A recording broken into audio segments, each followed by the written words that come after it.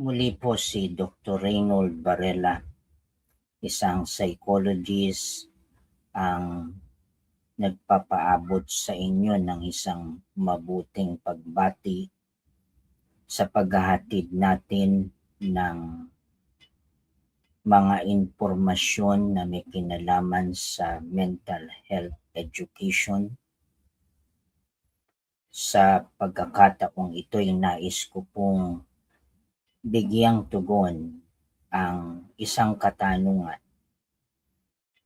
na marahil ay itinatanong ng marami.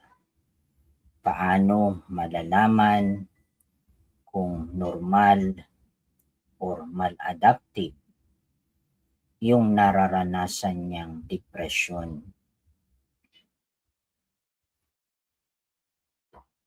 Ang ating pong pangunahing tugon dyan ay una,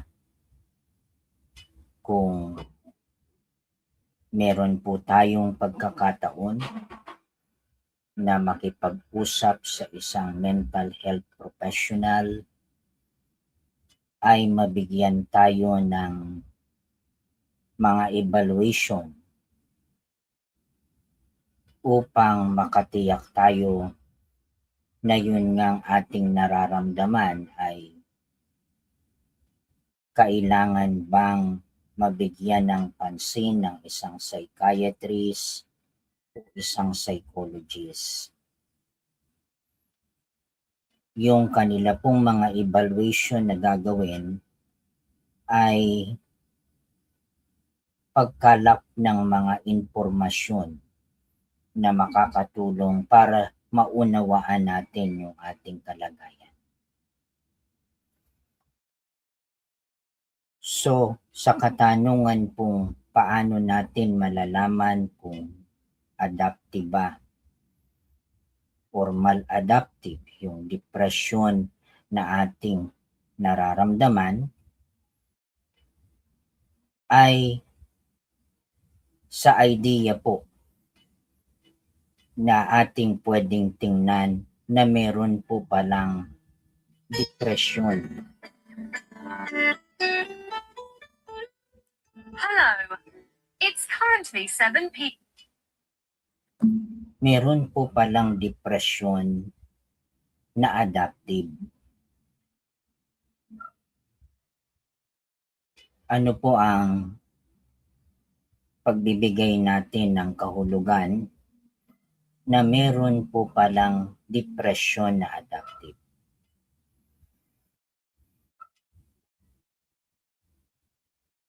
Sa isang pagtingin po, sa isang philosophical na pagtingin,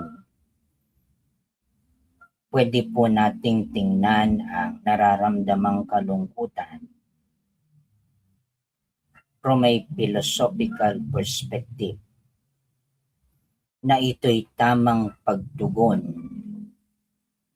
doon sa kalagayan ng tao na nakararanas ng overwhelming na mga pasanin sa buhay, bibigay sa kanya ng stress, pagkawala ng pinahalagahan niyang relationship o pakikitungo sa ibang tao. Halimbawa po yung pagkawala ng isang tao na minahal mo, in a relationship po kayo, yung romantic relationship na sinasabi nila broken heartedness. O pwede rin naman po ito ay pagkawala dahil pumanaw yung isang tao na napakahalaga sa ating buhay. So, at maaari din pong ito ay pagtingin natin na tayo'y nawawalan ng control sa mga situation na meron tayo. Situation na dapat sana may control tayo, nawawalan tayo ng control. So lumalaki po yung percent sa buhay natin nung walang katiyakan na tayo ay hindi tiyak. Marami tayong mga alalahanin, kaya nga po dadapo sa atin yung labis na pag-aalala sa ating isipan. Kung hindi tayo tiyak, wala tayong kontrol dun sa mga bagay na pwede nating magawa. Obviously po, hindi naman natin pwedeng sabihin na dapat may 100% control tayo. Imposible po yun. No? Meron talaga pong mga bagay na hindi natin kontrolado sa buhay natin. Halimbawa po, yung sasabihin natin, kontrolado natin yan. Yung iisipin natin, kontrolado natin yan. Yung judgment at interpretation na ibibigay natin dun sa situation na ating pinagdaraanan, kontrolado natin yan. Yung reaction natin dun sa ginawa o nakita natin, yung nakagagalit na ginawa ng ating kapwa-tao, yung reaction natin doon, kontrolado natin. Ano hindi natin kontrolado? Yung bagay na sasabihin ng tao, yung desisyon na gagawin ng tao na minamahal mo, yung pagkakasakit at pagkawala, pagkakasakit, halimbawa nagkasakit, hindi mo kontrolado yun. So, kung titingnan po natin, ang kalungkutan po ay normal na pagtugon ng tao dun sa bigat na dalahing kanyang pinapasan. Dun sa bigat ng dalahing kanyang hinaharap. Kailan naman po pwede nating sabihin itong maladaptive? Kapag ito po ay nakapananatili dun sa tao, nananahan na sa kanyang buhay ng pangmatagalan na hindi na siya nakagagawa, hindi na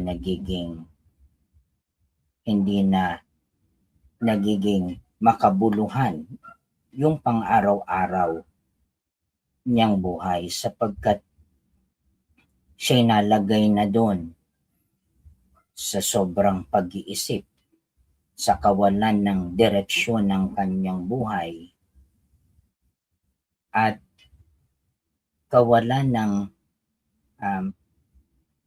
kahulugan. Nawawala na siya ng gana, nawawala na siya ng inspirasyon, nawawala na siya ng pag-asa. At ito ay nananatili sa kanyang buhay ng pangmatagalan. Kaya po kung sasabihin natin, ito po ba'y adaptive or maladaptive? Ito po ay adaptive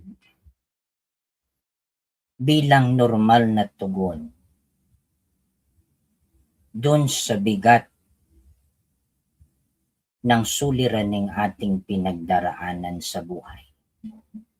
At habang nagdaraan tayo doon, normal na talagang yakapin natin yung kalungkutan.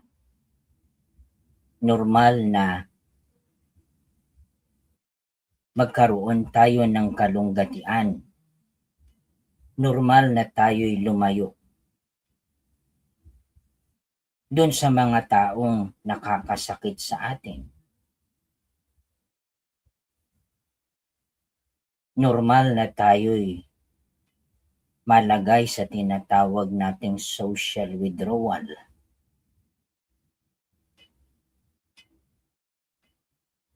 Pero habang nangyayari po yun, dahil sinasabi po natin adaptive, yung response natin ay nagkakaroon tayo ng mas malalim na pag-iisip.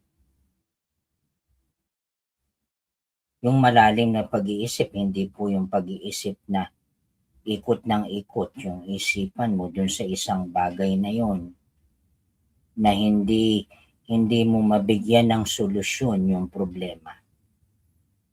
Pagka sinabi po nating adaptive yung response ng kalungkutang nararamdaman ng tao, ay parang siya'y nalagay sa isang reflective state ng kanyang pag-iisip at ma-evaluate niya yung situation na kanyang kinalalagyan sa buhay.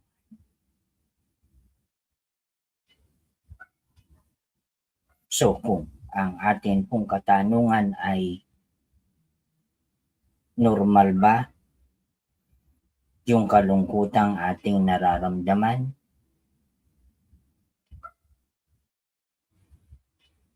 Ang atin pong palaging sinasabi doon yung hindi ka makulong ng pangmatagalan. Yung sa isang situation na kinalalagyan mo ay makahanap ka ng paraan upang mabigyan mo ng karampatang solusyon kung paano ka ulit babangon dun sa situation na kinasadlakan ng tao sa kanyang buhay. So hindi po yan yung tinatawag nating rumination, no? Yung ikot-ikot na pag-iisip na hindi siya nakakawala. Nawawalan siya ng kalakasan, nawawalan siya ng sapat na inspiration upang makawala dun sa kalagayan na yun. So kung atin pong tatanungin ang mga eksperto, ang kalungkutan na nararanasan ng tao ay isang bagay na parte ng kanyang buhay. Existentially na hindi maiiwasan ng taong maharap sa ganong kalagayan ng buhay. Kaya siya'y magkaroon ng pagkakataon na maitama o mabigyan muli ng direksyon yung kanyang buhay. So, malalagay ang tao dun sa tinatawag nating reflective state. Na ma-realign niya yung kanyang buhay upang muli siya makapagpatuloy.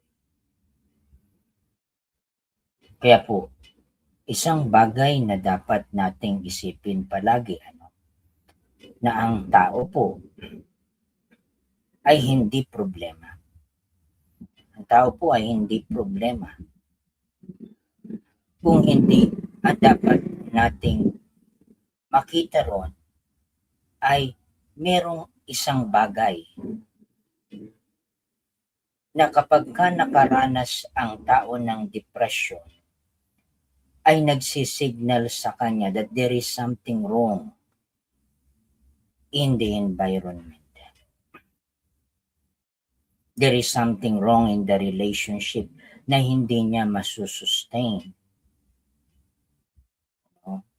Kaya isang normal na proseso yung pagbitaw ng tao doon sa isang environment na nagbibigay sa kanya ng labis na kalungkutan, ng disappointment.